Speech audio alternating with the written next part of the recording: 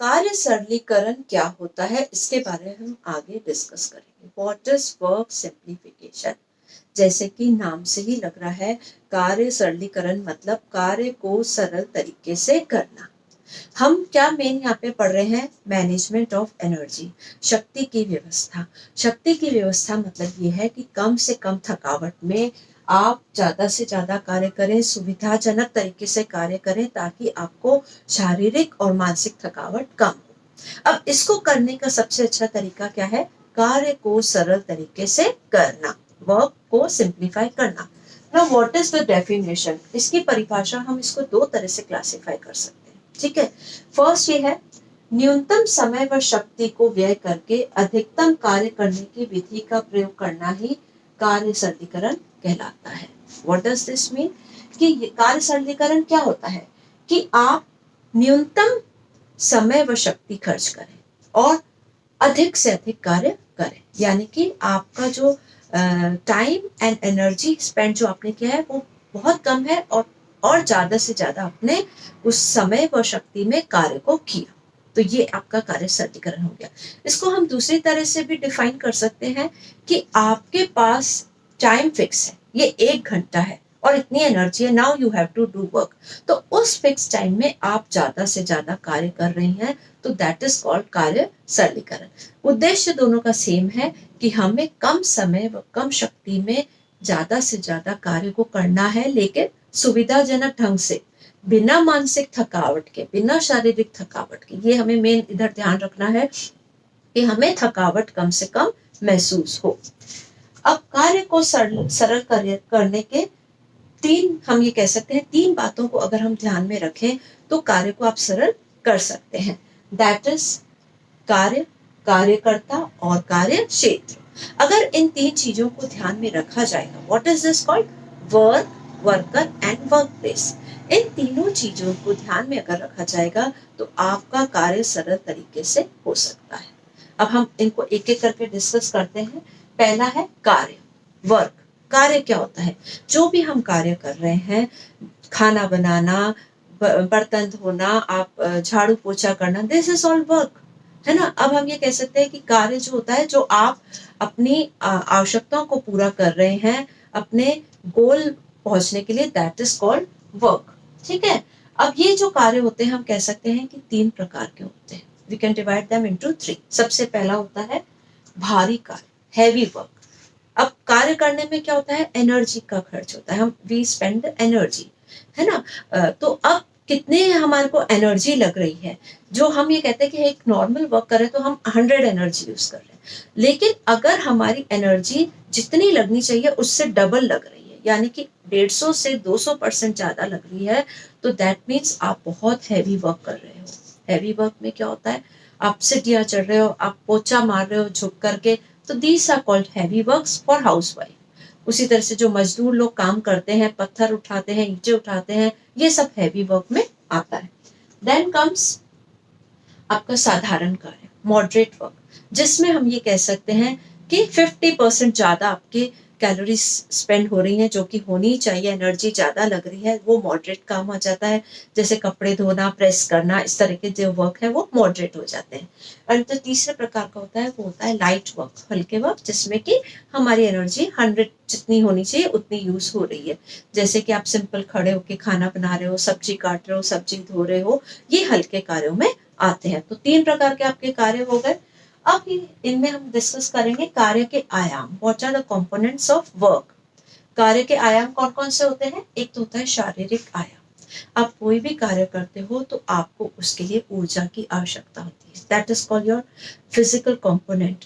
आप अगर थकावट महसूस करते हो क्योंकि आपने बहुत हैवी वर्क किया, आपके अंदर लैक्टिक एसिड, जो कि मैंने पहले बताया, फिजियोलॉजिकल फटीग होती है, फिजिकल फटीग होती है। तो आपको कार्य करने के लिए एक शारीरिक, हम ये कह सकते हैं, एनर्जी की आवश्यकता होती है। तो कार्य में एक शारीरिक आयाम होता है। दूसरा होता है मनोवैज्ञानिक आयाम, दैट इज मेंटल। कार्य के प्रति रुचि होना, कार्य हमारे इंटरेस्ट का होना, और आप उस कार्य के, आपको लग रहा है कि वो गोल आसान है, आपके उसके प्रति पॉजिटिव अप्रोच है या नेगेटिव अप्रोच है, दैट इज कॉल्ड योर मनोवैज्ञानिक आयाम। सामाजिक आयाम, social component. What is social component? कि हम सोसाइटी में रह रहे हैं, हमें वो कार्य करना है समाज के लिए। हम समाज में रह करके जो कार्य करते हैं उसके प्रति जो हमारी धारणाएं होती हैं समाज में, रीति रिवाज की, कस्टम्स की, that is your social component. कई बार हम देखते हैं कि आर्थिक आयाम दैट इज इकोनॉमिकल फैक्टर। कोई भी कार्य करना है तो हमें सामान की जरूरत है, उसके लिए हमें पैसे की जरूरत है, दैट इज कॉल्ड योर। आप जब पैसा कमाने के लिए कार्य कर रहे हैं वो आपका आर्थिक आयाम होता है। फिर होता है कार्य शक्ति और शासन से संबंध, यानी कि हम शासन से संबंध, जो कई बार हम काम क्यों कर रहे हैं, हम शासन जो हमारा है उससे संबंध स्थापित करने के लिए कार्य करते हैं। अपना समाज में एक हम कह सकते हैं कि हम समाज में बताना चाहते हैं कि मैं इस स्थान पे हूँ, अपनी शक्ति का प्रदर्शन करना चाहते हैं, वो भी एक हमारा कंपोनेंट होता है। एंड द लास्ट है कार्यों की शारीरिक ऊर्जा मूल्य। जो भी हम कार्य करते हैं उसका एक मूल्य होता है, that is your energy value. हम कार्य जो कर रहे हैं उसकी एनर्जी जो कॉस्ट है उसको हम इवेलुएट कर सकते हैं कि मैंने ये कार्य किया तो मुझे उसमें ज्यादा एनर्जी लगेगी। जो गृहिणी होती है वो मोस्टली कैलोरीज को काउंट नहीं कर पाती है, सिर्फ महसूस करती है कि इस कार्य करने में मुझे ज्यादा शक्ति लगेगी, इस कार्य को करने में कम लगेगी। लेकिन अगर हम देखे जाएं तो इसको काउंट किया जा सकता है in lab, and we can count कि हमने ये काम किया तो उसमें मुझे कितनी कैलोरी लगी।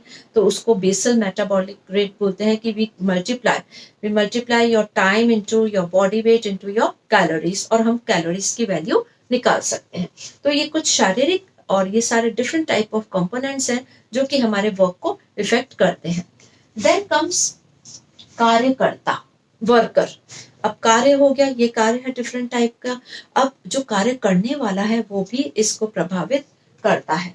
कार्यकर्ता जो है उसको हम कह सकते हैं कि उसको उसके क्या क्या डिफरेंट फैक्टर्स होते हैं जो कि कार्य को इफेक्ट करते हैं, उसकी शारीरिक ऊर्जा को, उसकी मानसिक ऊर्जा को इफेक्ट करते हैं। पहला है शरीर के अंगों की उचित मुद्रा। उसको अगर अपनी एनर्जी कम यूज करनी है तो अपने शरीर के जो मुद्राएं हैं अंगों की उसको उचित रखनी पड़ेगी। जैसे कि हमने पहले भी डिस्कस किया है, अगर हम बहुत झुक के काम करेंगे, बहुत ऐसे ऊपर उठ के काम करेंगे तो हम थक जाएंगे। तो हमें लय, गति, इस सब का ध्यान रखना है कि हम जो कार्य कर रहे हैं वो हमारा शारीरिक जो पोस्चर है इट शुड बी कन्वीनियंट, हम उसमें बहुत इजी महसूस कर रहे हैं। हमारे ये तो नहीं है कि हम चेयर पे बैठे हैं, हम कई बार देखते हैं टेबल के नीचे फुट रेस्ट नहीं होता तो हम थकावट महसूस करते हैं। तो हमारी शारीरिक मुद्रा बहुत जरूरी है ताकि हम कार्य को सही ढंग से बिना थके कम कार्य कर पाए। देन कम्स लय में कार्य करना। लय में कार्य करना क्या होता है कि अगर आप कार्य को लय में करोगे तो आप थकावट कम महसूस करोगे। जैसे कि आपने देखा है कि हम बर्तन धो रहे हैं, सिंपल एग्जाम्पल, पहले हम अगर एक बर्तन कांच का धोते हैं, फिर स्टील का धोते हैं, फिर स्पून धोते हैं, तो आपको बार बार आपका लय बदलेगा। तो हम क्या कोशिश करते हैं, जैसे सब स्पून से एक साथ धो लें और कांच के बर्तनों को एक साथ धो लें तो एक लय बना रहता है। तो लय से कार्य करने से भी आपको थकावट कम महसूस होती है। देन है मांसपेशियों का कुशलता पूर्वक प्रयोग करना। हम कोई भी कार्य करते हैं तो हमारी मसल्स यूज होती हैं and the muscles are of different type. हमें क्या करना है, उन मांसपेशियों को ज्यादा यूज में लेना है जो हमारी स्ट्रांग है, बल, जिनमें हम ये कह सकते हैं स्ट्रेंथ ज्यादा है। जैसे कि हम कोई चीज उठाते हैं तो हम अगर अपनी यहाँ मांसपेशियों को, बाहों की मांसपेशियों पर जोर देंगे तो हमें थकावट कम महसूस होगी।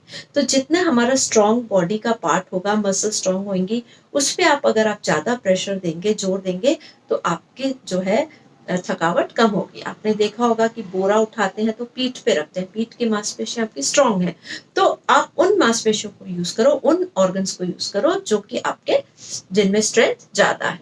ठीक है। देन कम्स गुरुत्वाकर्षण केंद्र का ध्यान रखना, that is gravitational force. What is force of gravity? जो अर्थ है वो अपनी तरफ सब कुछ, धरती अपनी तरफ सब कुछ खींचती है। तो हम कोई चीज उठाते हैं तो हमें जोर लगाना पड़ता है, तो दैट इज ऑपोजिट डायरेक्शन में होता है। तो अब हमें क्या करना है, कोई भी चीज उठा रहे हैं, भारी कार्य कर रहे हैं, हम उसको अपने शरीर के पास रखें। आप जितना पास रखोगे आपका जो फोर्स ऑफ ग्रेविटी है उतना कम कम महसूस करोगे। जितना दूरी से आप उठाओगे तो फोर्स उतना ज्यादा लगेगा और आपको थकावट कम महसूस होगी। तो इस फोर्स का भी ध्यान हमें रखना चाहिए। इसको कब रखते हैं ध्यान में? हम बच्चा उठाते समय या हैवी कोई बास्केट उठा रहे हो, बकेट उठा रहे हो, तो इस तरह का जब हम हैवी वर्क करते हैं then we should consider this force of gravity. And the last is वेग का लाभ उठाना। वेग मतलब स्पीड, कार्य को वेग से करना है, इसका हमें बेनिफिट उठाना है। कार्य को अगर हम धीरे धीरे करते हैं तो हम ज्यादा थकावट महसूस करते हैं। तो हम जब कार्य में कुशलता आ जाती है, एक हमारा रिदम बैठ जाता है और हम उस कार्य को वेग से करते हैं। मतलब आपने देखा होगा कि हम ऑटोमेटिकली उस कार्य को दोहराते जाते हैं, उसमें गति आ जाती है। तो कार्य के वेग का हमें ध्यान रखना चाहिए। तो इस तरह से आपने देखा है कि ये जो है वर्कर जो है, वर्कर एंड वर्क प्लेस, 3 चीजें हैं। तो हमें इन चीजों का ध्यान रखना है ताकि हम कार्य को सही ढंग से कर पाए। Then the third point is work place. आपका कार्य का क्षेत्र कैसा है? ठीक है, हमने वर्क भी देख लिया, वर्कर का भी ध्यान रख लिया। अब सबसे इम्पोर्टेंट चीज आती है कि जिस जगह वो कार्य कर रहा है वो क्षेत्र कैसा है, उसमें वो कैसे सुधार कर सकता है।